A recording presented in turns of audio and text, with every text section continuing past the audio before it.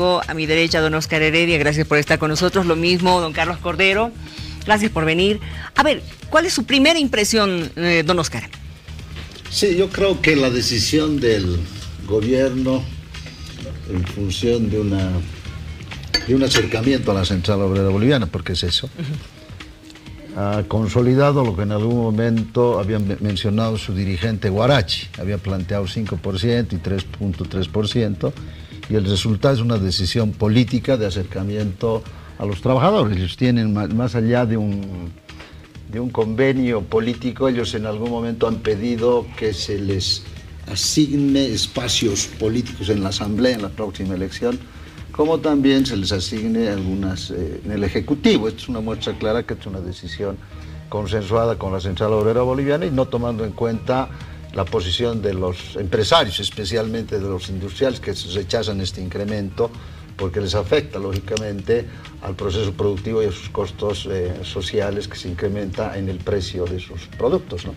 Pidieron 10 y 12%. Claro, lógico. Pero en cualquier negociación siempre claro, uno pide, tiene, ¿no?, que pedir de más para ir bajando. En algún momento han pedido 8.400 bolivianos como un básico, sí, y después de un estudio de varios años seguían planteando hasta hace unos 3 años 8.400.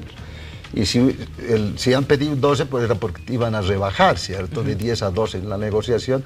Yo creo que la primera señal fue cuando también el ministro de la Presidencia dijo que vamos a tener una salida salomónica, ¿no?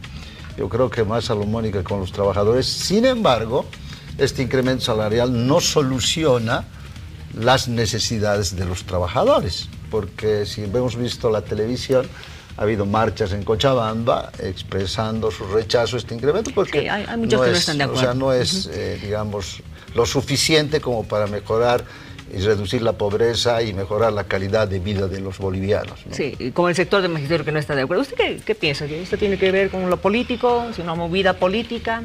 Pues mira, la economía siempre tiene un enorme componente político, porque pues con la economía básicamente comemos todos los bolivianos, y las decisiones que toma el gobierno respecto a incremento salarial, respecto a inversión, o cómo se manejan las finanzas del país son muy importantes, porque eso genera o estabilidad o conflictividad social. Llegar a un acuerdo entre gobierno y trabajadores sobre el incremento salarial pacifica el país, tranquiliza al país, pero hay otras señales preocupantes en la economía, de las cuales el ministro Arce, por ejemplo, evita hablar, o porque no le ha venido a la cabeza, porque el país también está esperando explicaciones, por ejemplo, de la sistemática reducción de las reservas internacionales, ¿no? Antes Bolivia, el presidente Evo Morales manifestaba mucho orgullo de tener 15.000 millones de dólares, y hoy día están bajando sistemáticamente, estamos a los 7. Claro, esa es una cosa preocupante. Luego, cómo se está comportando la economía en otros ámbitos, también preocupa a la gente, cómo está, por ejemplo, la inversión externa, ¿no? Cómo está la imagen del país en cuanto a generar seguridad para que vengan capitales externos que, como decía el ministro, puedan incrementar la generación de empleo, porque en última instancia a los bolivianos lo que nos interesa, más allá del incremento salarial que favorece a un determinado sector, que gracias a Dios tiene trabajo y que va a recibir un incremento salarial, hay una gran masa de bolivianos, uno, que no ha ingresado al mercado laboral porque no hay empleo, generalmente son jóvenes. Segundo, se dedica a la actividad informal, claro, ¿no? Y los informales no están dentro del claro, no reciben ningún tipo de beneficio, y para ellos es una preocupación. Por eso la economía es muy importante, influye en el funcionamiento de la política, y al mismo tiempo la política es absolutamente determinante en la economía. Por eso los bolivianos hoy, que es 1 de mayo, un saludo en el Día del Trabajador a todos ellos, a todos nosotros en última instancia, ¿no? Pero todos somos trabajadores, como usted mira, todos absolutamente felicitación también. Muchas gracias, muchas gracias. Y a través mío a todos quienes estamos hoy día justamente haciendo posible que este programa salga para todo el país, ¿no es cierto? Entonces, ¿usted considera que sí va a afectarnos este incremento? Sí, en realidad cualquier incremento va a afectar a los costos de los empresarios, que son los que están reclamando. Sin embargo, no favorece a los trabajadores en la magnitud que uno quisiera. Claro, ellos decían el máximo el 2%, 2.5% claro, podría ser manejable. Incluso estaban hablando de que podría haber un costo, si es que llegaría a ser mayor. Bueno, ya es mayor, claro, 4%.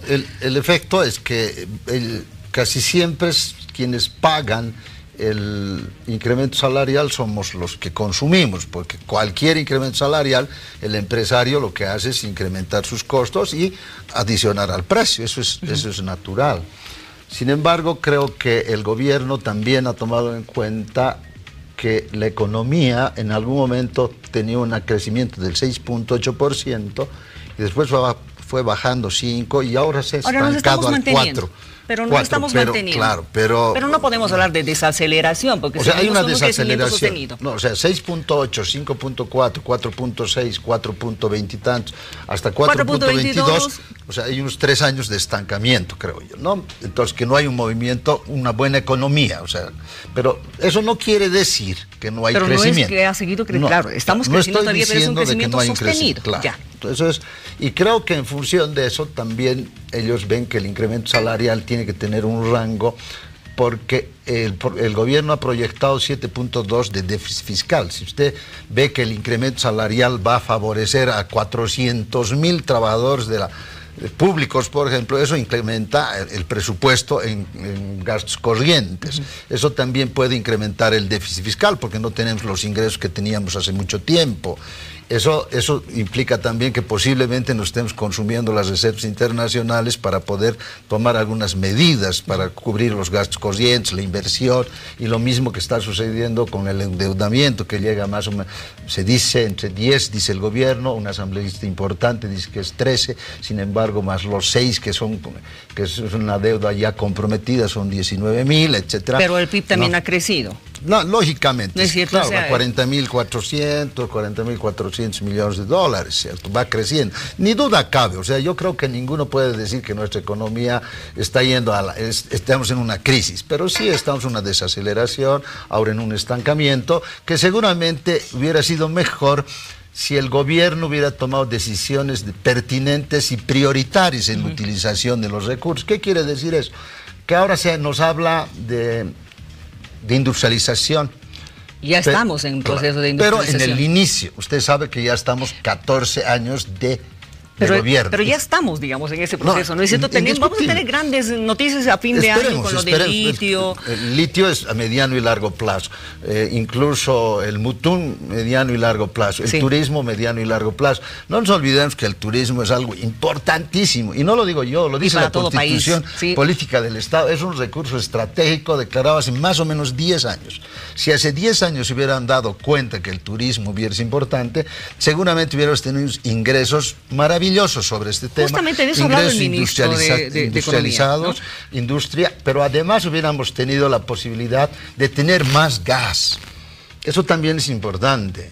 Si hubieran invertido en la exploración a tiempo, seguramente, además de que cuestionamos de que somos extractivistas, todo lo que usted quiera, pero es parte de nuestros ingresos. Y creo que esas medidas, desde el punto de vista del modelo, yo creo que es un tema de gestión.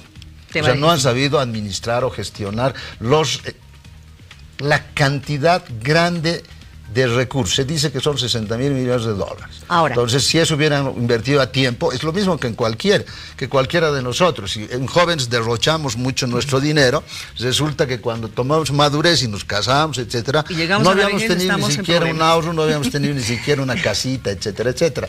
Entonces, creo que va por ahí, por el tema de la gestión, prioridad y pertinencia, y no gastar mucho en los gustos y deseos de los gobernantes. Ahora, gustos y deseos, ok. A ver, permítame, me voy a quedar con eso.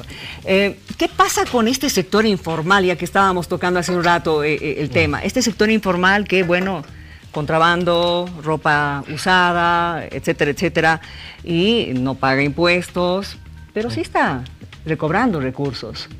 Para ellos, evidentemente. Exactamente. ¿Qué pasa con ese sector economía informal? Este sector informal también afecta a nuestra economía. Por supuesto que sí, y el Estado ha demostrado también debilidad en la lucha contra la informalidad y contra el contrabando, porque si hubiera empleo, un empleo digno, y a partir del empleo hubiera una serie de beneficios sociales como son seguridad, una jubilación digna en las personas, el sector informal no estaría creciendo de manera permanente. El sector informal se incrementa porque año tras año ingresan jóvenes al mercado laboral, pero no consiguen trabajo, es decir, están capacitados a través de las universidades, y evidentemente esta economía no favorece al aparato estatal ni a la sociedad porque no pagan impuestos. Porque, claro, el contrabando nunca paga impuestos. El contrabando es una actividad ilegal, pero que genera mucha riqueza, pero una riqueza que se benefician los que están de uno y otro lado de la frontera, los que venden fuera de las fronteras bolivianas, los que compran con dinero boliviano, pero al mismo tiempo se enriquecen al vender a los bolivianos productos más baratos, generalmente es producto más barato, los alimentos, sí, ¿no? Que ingresan al país. Entonces, como vemos, la economía es muy compleja, y aquí hay un componente también político, es que estamos en un año electoral, estamos a 6 meses de la realización de las elecciones, y por parte del gobierno precisan transmitir a la ciudadanía que hay estabilidad, que hay crecimiento, que la economía está bien gestionada, pero como vemos en el análisis muy crítico, muy puntual de Oscar Heredia, las cosas no estarían tan bien. O sea, con cifras vemos que se puede argumentar de todo, como dice el ministro, o también hacer críticas acerca de puntos muy concretos de la economía del país, ¿no? Para ir cerrando, les pido por favor, ¿qué recomendación le da entonces al gobierno? ¿Qué hace para mejorar el aparato productivo y obviamente los datos, ¿no? Utilizar bien los recursos. Hay un estudio internacional que dice que el 6.3% del Producto Interno Bruto es utilizado ineficientemente. Pero ¿qué características tiene? Transferencia de dineros, ¿cierto? Quiere decir corrupción. Compra de cosas sin pertinencia, o sea, quiere decir derroche. Y el otro, el tema de utilización de los recursos en incrementos salariales, que no son para generar trabajo, sino para generar, yo creo, puestos de trabajo para sus adeptos, o sea, un crecimiento grande del aparato administrativo, porque del aparato del Ejecutivo especialmente, y de la administración pública. Se habla de grandes empresas que han ido creciendo y por esa es la razón. Sin embargo, muchas de las empresas son ineficientes por sí solo, por gestión. Eso, ¿no? Entonces yo creo que la ineficiencia es fundamental, la lucha contra la corrupción, la lucha contra el contrabando, la utilización eficiente de los recursos y, lógicamente, hacer inversiones sin dejar de lado las inversiones sociales, pero inversiones productivas que nos generen valor agregado. Quiere decir que nos den dinero para lo que quiere hacer el gobierno, hacer una redistribución de la riqueza. Pero también tenemos que tomar en cuenta que debe valorar a los profesionales, o sea, no podemos igualar hacia abajo a la gente, hay que igualar hacia arriba. O sea, todos los profesionales que estamos en Bolivia invertimos, tenemos tiempo, recursos, familia, doctorado, familia. Entonces, creemos que eso es otro de los grandes problemas, y hay mucha gente que se va de este país. Pocos somos los que nos quedamos porque creemos en este país y amamos este país. Y amamos este país, lo más importante. ¿Su recomendación? Pues de manera muy puntual. Yo creo que el ministro tenía razón en algo. Hay que generar empleo. Sí. O sea, el empleo, el trabajo digno, es la mejor respuesta a todos los problemas del país, porque las personas deben recibir una remuneración en función de su esfuerzo, su formación académica, ¿no?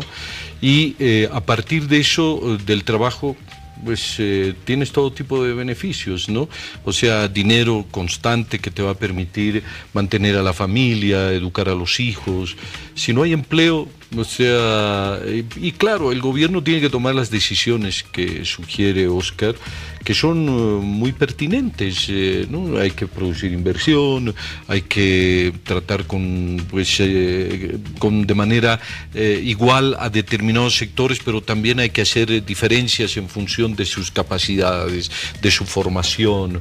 Pero la palabra clave es la generación de empleo, trabajo digno para la gente, sobre todo para esos miles y miles de jóvenes que son formados en la universidad, que lo hacen con esperanza, con esfuerzo, y que entran al mercado laboral y están 1, 2, 3 años parados, o están haciendo trabajos bastante precarios. Claro, que no van con la preparación que ellos tienen. Sí, están haciendo pasantías o se dedican al comercio informal.